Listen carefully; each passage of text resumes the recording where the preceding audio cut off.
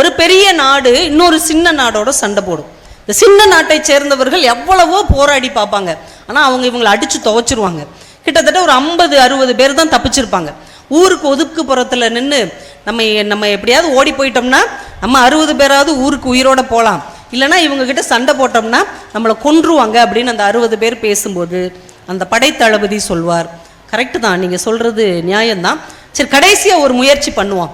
தான் பாக்கெட்லேருந்து ஒரு நாணயத்தை எடுப்பார்.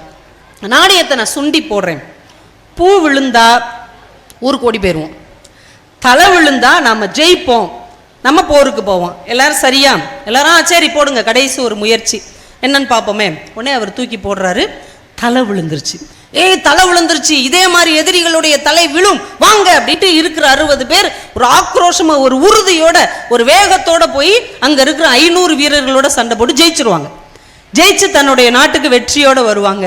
இப்போ ஒரு படை வீரன் அந்த தளபதிகிட்ட சொல்வான், நல்ல வேளை நீங்க அந்த நாணயத்தை சுண்டி போடும்போது தலை விழுந்துச்சு, பூ விழுந்திருந்தா என்ன ஆயிருக்கும்?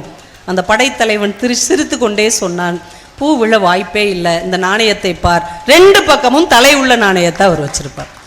அவ்வளவுதான். ஒரு சின்ன மூட நம்பிக்கையாக இருந்தால் கூட இன்னொருவருக்குள் அது ஒரு நல்ல உத்வேகத்தை, ஒரு நல்ல உண்மையை ஏற்படுத்த முடியும் என்றால் அதுதான் நம்ம இந்த வாழ்க்கையிலே செய்ய வேண்டிய ஒரு மிகப்பெரிய காரியமாக இருக்கும். 130 வருட பாரம்பரியமிக்க வாகையடி லாலா ஸ்வீட்ஸ் அண்ட் பேக்கரி.